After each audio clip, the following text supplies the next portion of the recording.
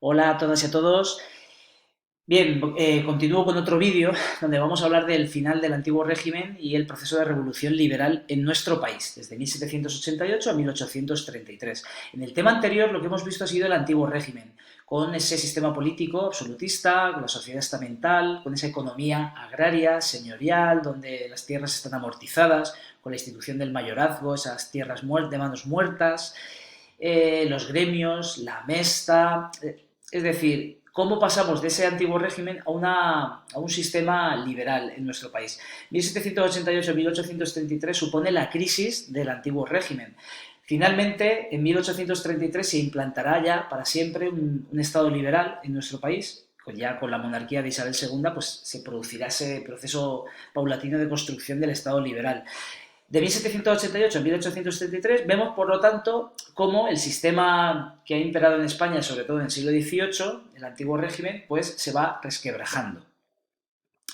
Entonces vamos a ver, por un lado, el reinado de Carlos IV, que sirve de bisagra entre el absolutismo y el liberalismo, cómo en 1808, al estallar la guerra de la independencia, la guerra del francés, pues se produce esa revolución liberal en nuestro país, con las Cortes de Cádiz y la constitución de la PEPA, la de 1812, y cómo en 1814 hay un intento de volver a restaurar otra vez el absolutismo durante el reinado de Fernando VII, en una época en la que las potencias absolutistas se han crecido después del Congreso de Viena y de la Santa Alianza.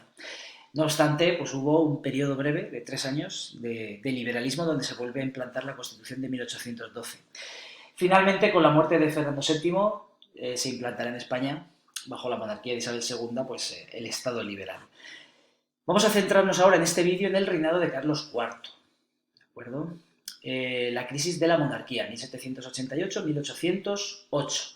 Carlos IV, que tiene un parecido razonable a nuestro rey emérito, Juan Carlos, llamado también el rey cazador, estaba más interesado por la caza que por las tareas de gobierno. Es por ello que dejó, digamos, pues, las tareas del día a día de Palacio, pues en la figura del valido Manuel Godoy, del cual hablaremos ahora a continuación. Aquí podemos ver una obra de Francisco de Goya, de la familia de Carlos V. Aquí vemos a Carlos IV con su mujer, María Luisa de Parma. Vemos al futuro rey, a su hijo, a Fernando VII, y a su hermano, aquí detrás, a Carlos María Isidro, ¿vale? Francisco de Goya, siguiendo ese símil de Velázquez, aparece aquí al fondo.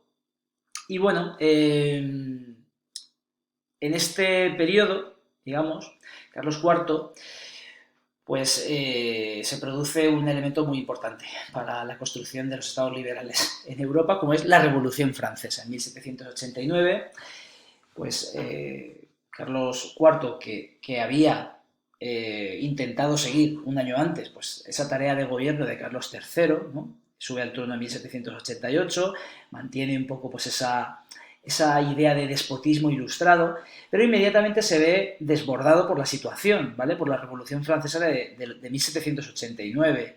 El miedo a que la expansión de las ideas revolucionarias llegasen a España, pues hace que desaparezcan todas las reformas del despotismo ilustrado, ¿vale? El fin de las reformas ilustradas, como pongo aquí.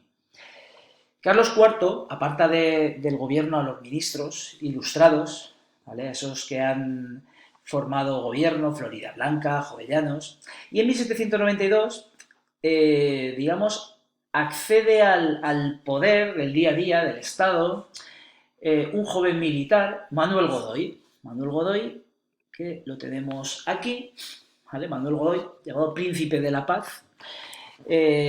Manuel Godoy era de una familia de la nobleza baja, ingresó muy jovencito en la Guardia de Corps, en la Guardia Real, y se dice, por eso pongo aquí, sálvame de lux, pues, que tenía una muy buena relación con la reina María Luisa de Parma, ¿vale? Que era como su protectora. Para muchos historiadores, pues esto no es más que una difamación por parte, sobre todo, pues de la nobleza, que veía a la figura de Manuel Godoy como una posible competencia, también por sus ideas ilustradas, ¿no? En cuanto, por ejemplo, a las desamortizaciones del clero, etc. Otros historiadores sí que dan crédito pues, a la posible relación sentimental entre Manuel Godoy y la reina. Pero, en fin, independientemente de todo eso, pues sabéis que en España siempre el humor es una de las de las pasiones que tenemos los españoles. Y en el siglo XIX pues también, ¿vale? Se hacían todo tipo de coplillas en torno a esa tríada, ¿no? que formaban pues la reina María Luisa, el rey Carlos IV y la figura del valido Godoy. Estos supuestos amoríos de la reina con Godoy pues provocaron eso, todo tipo de estrofas, de coplas, donde aparecía esta palabra, agipedobes, ¿no? Que si la leemos del revés, pues es un poco ordinaria. He buscado aquí algunas de estas coplas que se extendieron por la ciudad, sobre todo de Madrid, alentadas un poco por los seguidores de Fernando VII, ¿no?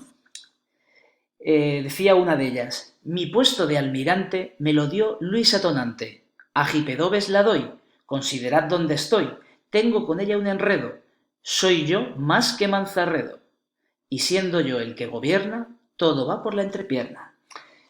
En fin, no se sabe a ciencia cierta si hubo o no relaciones. Desde luego, lo que sí que se sabe es que el rey pues dejó las tareas de gobierno en la figura de Manuel Godoy, ¿vale? Que, como digo, pues tenía un origen humilde y, claro, el enorme poder que llegó a tener el valido del rey pues generó una desconfianza en los círculos nobiliarios de la corte, y estos altos cargos de la nobleza y del clero pues vieron en la figura de su hijo, el hijo de Carlos IV, Fernando VII, un posible sucesor a la corona, ¿vale? O sea, un posible sucesor. Posible sucesor si quitamos de en medio a Carlos IV, como lo intentaron en varias ocasiones, ¿vale? Bueno, pues Manuel Godoy establece una relación de amor-odio, podemos decir, con Francia, ¿vale? La ejecución del monarca francés, de Luis XVI, durante pues, ese proceso revolucionario, impulsa a Carlos IV y a Godoy a declarar la guerra a Francia, ¿vale? En coalición con otros países, otras monarquías absolutas. De 1793 a 1795 se produce esa guerra de la Convención, ¿vale? ¿Qué pasa? Que la derrota de las tropas españolas fue bastante grande y tuvieron que firmar pues esa paz, como veis ahí, la paz de Basilea en 1795, que lo que hizo fue subordinar básicamente nuestra política exterior a los intereses políticos, ¿vale? de la Francia de la Revolución. A partir de ese momento, y sobre todo en el momento en el que Napoleón Bonaparte, ya en 1799, accede al poder, toda la política española pues está un poco bajo el paraguas de la política francesa, ¿vale? Del ejército napoleónico, sobre todo, ¿no? Las alianzas con Francia derivan, por ejemplo, en un conflicto con Gran Bretaña, sobre todo a partir del Tratado de San Ildefonso de 1796. Este tratado de San Ildefonso, es una alianza militar entre Francia y España contra Gran Bretaña. ¿Por qué? Pues porque Francia, dentro de sus guerras napoleónicas, está enfrentada absolutamente a Inglaterra, pero también España tiene pues una competencia muy grande en el mercado colonial con el Reino Unido, con Inglaterra, que en ese momento pues está intentando convertirse en la potencia hegemónica de los mares a nivel mundial, ¿vale? Bueno, de esta alianza, ¿vale? De esta alianza, pues podemos destacar la batalla de Trafalgar de 1805. Constituye pues, el hito más relevante de toda esta política. La Armada franco-española sufre una derrota sin precedentes, la Armada es destrozada, absolutamente destrozada, y supone pues, la pérdida prácticamente de toda la flota española, ¿vale? El desastre naval, además, lo que hizo fue acentuar la crisis de la hacienda económica, porque se reduce totalmente los ingresos, puesto que se paraliza el comercio con las colonias. No hay un tráfico marítimo entre las colonias, entre América y España, y por lo tanto hay una grave crisis hacendística, ¿no? De la hacienda española. Godoy recurre al endeudamiento, aumenta los impuestos, las contribuciones, plantea ante este problema de la hacienda pues, reformas como la desamortización de tierras de la Iglesia, para conseguir sí o sí recursos para el Estado. Es decir, esta política y la batalla de Trafalgar pues, supuso un duro revés a las políticas de Manuel Godoy y de Carlos IV. ¿Vale? También dentro de esta política de alianzas con la Francia revolucionaria, pues tenemos el Tratado de Aranjuez, en esta guerra contra Portugal, la llamada Guerra de las Naranjas, porque supuestamente pues, Godoy envió un ramo de naranjas a la reina, pero sobre todo destaca el Tratado de Fontainebleau. El Tratado de Fontainebleau, que lo que hacía era pues, permitir la entrada del ejército francés en España para atacar Portugal. Además, Godoy, pues se le promete a Godoy y a su familia, pues digamos, un reino, el sur de Portugal, un principado en el Algarve para el propio Godoy. ¿Vale? Desde el minuto uno que entran las tropas francesas, estas tropas entrarán como tropas de conquista. ¿Vale? Como digo siempre en clase, las tropas en esta época no recibían su sueldo a través de un banco, iban todos a recibir la nómina, sino que entraban y iban arrasando allá por donde pasaban. ¿Vale? Porque, entre otras cosas, pues necesitaban suministros, obviamente. ¿Vale?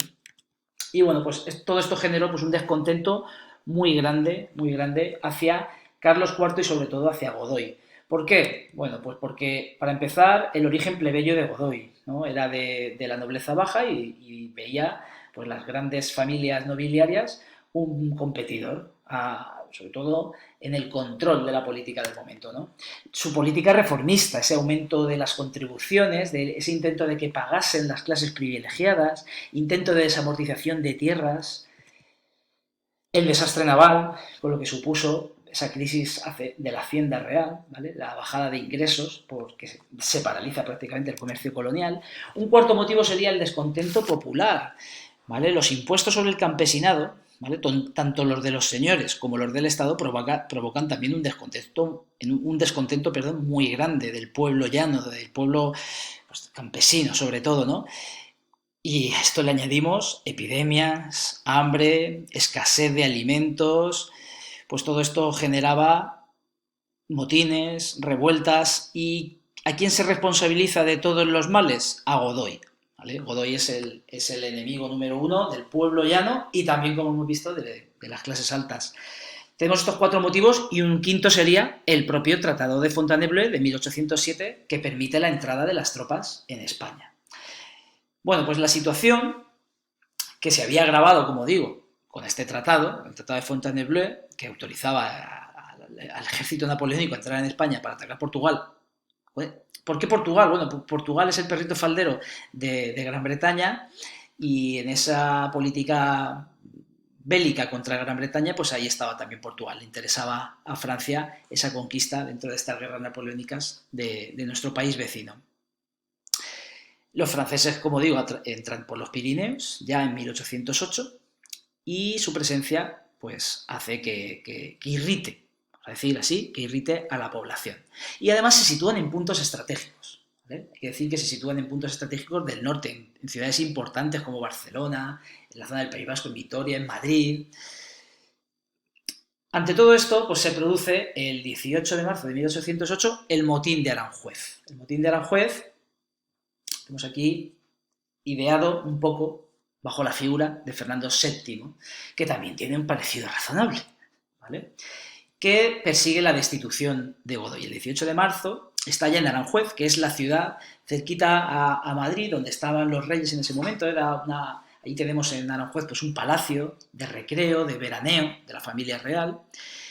Y bueno, el motín, como pongo aquí, pues tiene una base popular, pero está dirigido por la nobleza y por la Iglesia, ¿vale? Por ese partido que se va aglutinando en torno a la figura de Fernando VII, los fernandinos o antigoyodistas, ¿de acuerdo?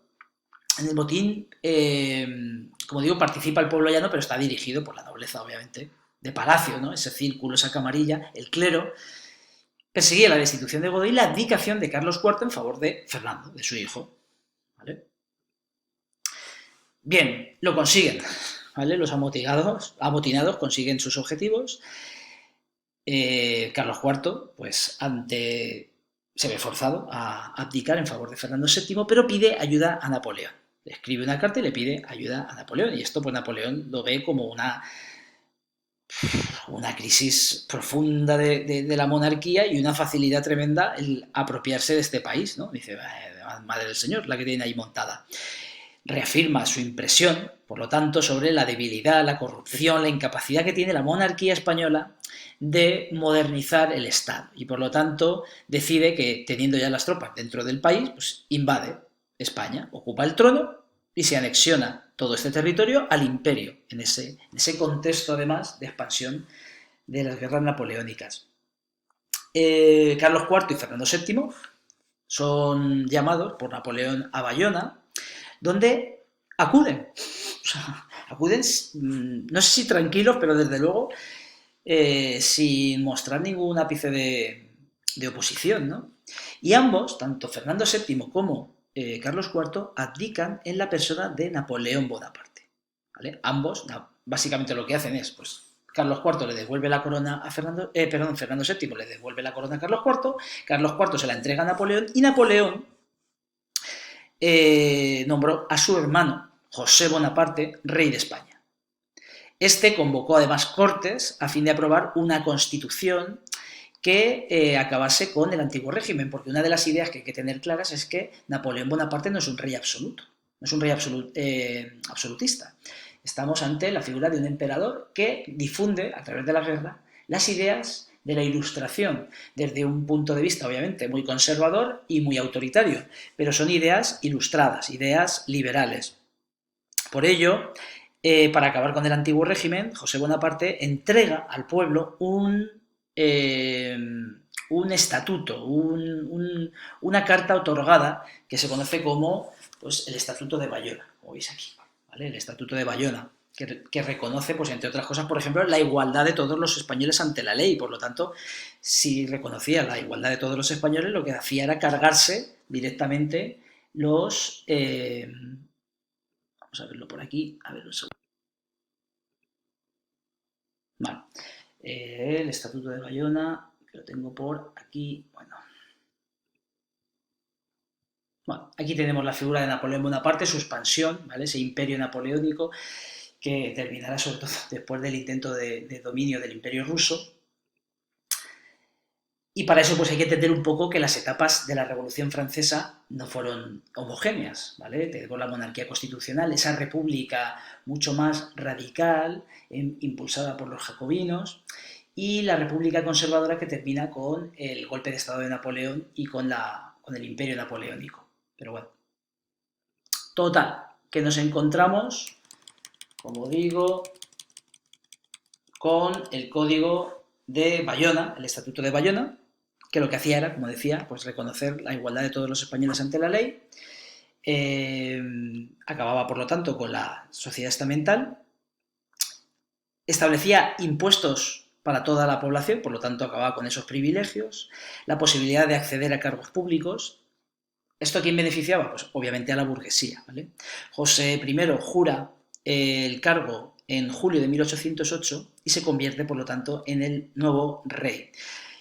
Inicia esa experiencia reformista que pretende acabar con el antiguo régimen, no solamente a nivel de la sociedad, esa igualdad de todos los españoles ante la ley, sino que acaba con el régimen señorial, desamortización de tierras de la Iglesia, desvinculación de los mayorazgos y las tierras de manos muertas, es decir, pretendía establecer todas esas medidas ilustradas de reforma económica, sobre todo en el mundo de la agricultura y de la ganadería, del campo, para mejorar España en base a las ideas ilustradas y establecer, pues, un régimen liberal, ¿vale? Liberal conservador, obviamente, porque no es una constitución aprobada por el pueblo, sino que es una carta otorgada que desde el poder, pues, se entrega a la población, ¿vale?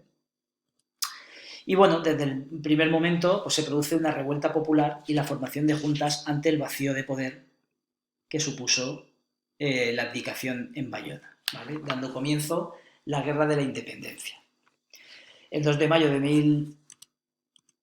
la Guerra de la Independencia de 1808 a 1814, conocida en nuestro territorio, la Comunidad Valenciana, como la Guerra del Francés, que podemos dividir en un inicio, desarrollo y final, ¿vale? ¿Qué pasa al inicio de la guerra? La revuelta popular espontánea en Madrid del 2 de mayo. La familia real permanecía en Madrid, los reyes estaban en Bayona, entonces en el momento en el que la familia real se pone de viaje hacia Bayona, pues llega la noticia a Madrid de que pues, el rey Fernando VII está secuestrado en Madrid, ¿no? Y la población de Madrid, pues muy cabreada, se congrega ante el palacio para impedir que la familia real se vaya y se alza en armas de forma espontánea contra la presencia de los franceses. De esta jornada pues tenemos obras muy importantes, muy conocidas de Goya, como La carga de los mamelucos en la Puerta del Sol, esos soldados franceses mercenarios de la guerra, y ya al día siguiente pues los fusilamientos, ¿no? Porque, claro, la revuelta fue duramente reprimida por las tropas al mando del general Murat, pero su ejemplo cundió en todo el país. Y esto hizo que en toda España pues, se levantase el pueblo, hubiera una resistencia popular frente al avance de las tropas napoleónicas. Tenemos obras como El Coloso, escenas muy concretas de las batallas en la ciudad de Madrid, ¿vale? Como por ejemplo Malasaña y su hija, que son asesinados, y esa proclama de Murat de pues, pasar por las armas a todas aquellas personas que habían formado parte de las guerrillas que se habían agolpado en la... A ver si me puedo volver atrás. Vale.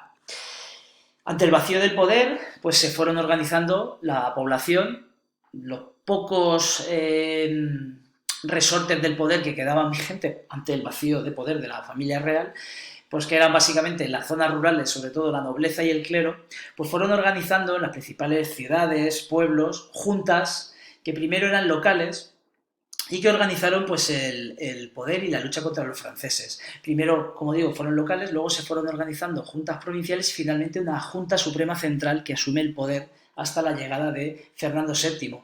Estas juntas utilizan sus propios sellos de armas, como podemos ver, y sus bandos para hacer un llamamiento a la población donde destacan una serie de palabras, ¿no? La nación, ese concepto de pueblo, contrario a la idea de vasallaje del antiguo régimen, a la patria, al rey y por supuesto también a la religión. Es una defensa de la religión. Se entiende que este pueblo invasor francés es revolucionario, pero sobre todo es anticlerical, es antirreligión, es un estado laico y por lo tanto se lucha también contra las creencias más profundas de los españoles, ¿no? A ver si... Vale. José Bonaparte y el Estatuto de Bayona, que es lo que quería poner antes, el Código de Bayona, que establece esa igualdad de los españoles ante la ley, los impuestos y el acceso a cargos públicos, desaparece con ello el antiguo régimen, sobre todo la parte de la sociedad estamental, y lo más importante era la liquidación del antiguo régimen, esa abolición del régimen señorial, la desamortización, desvinculación de los mayorazgos, intentar hacer reformas de tipo económico. Obviamente lo que no va a reducir es el poder real, ¿vale? Ese poder prácticamente absoluto. Y al igual que pasaba con Godoy, bueno, pues la sátira se convierte en una forma de crítica política y a José Bonaparte se le llamará pues Pepe Botella, porque se decía, se rumoreaba que tenía problemas con el alcohol, también Pepino, por su diminutivo en italiano, ¿no? El rey de copas, en fin, una serie de bromas que iban también, de coplillas, que iban pues por todas las tabernas de Madrid circulando para criticar a los Bonaparte. Desarrollo de la guerra. Bueno, en 1808 se producen victorias de las tropas españolas, del pueblo, en Bruc, en Barcelona y sobre todo en la batalla de Bailén, lo que obligan a José I, como pongo aquí, a replegarse al norte del Ebro. Es decir, estas batallas, pues, claro, hicieron que la Francia de Napoleón pues, se diera cuenta que no iba a ser tan fácil, ¿vale? Invadir España. En un principio, Napoleón estaba convencido que no, que iba a ser un paseo, básicamente, y el país entero iba a abrazar la causa, y no fue así, ¿vale? No fue así. Pero esto también, esta victoria, sobre todo la de Bailén, en Jaén, hizo creer a las tropas españolas que la guerra estaba terminada y que iban a vencer, ¿vale? Esto, pues no fue así, obviamente, porque en 1809 Napoleón se desplaza a España pues para dirigir directamente, personalmente, la contraofensiva con un ejército de 250.000 soldados. La Gran Armada francesa, que en 4 semanas, con un avance bestial, pues permite el dominio francés prácticamente en todo el territorio español, salvo pues en zonas del Levante y, muy importante, en la zona de Cádiz, que estaba además apoyada por las tropas británicas. José Bonaparte entra de nuevo en Madrid, ¿vale? Y como digo, pues prácticamente todo el territorio queda en manos de los franceses. El ejército español, ¿qué pasaba con el ejército español? Pues que ese ejército tradicional era incapaz absolutamente de oponerse a ese avance de las fuerzas francesas, entre otras cosas porque no estaba a su nivel, y por ello la resistencia a la invasión se tuvo que hacer de una forma diferente.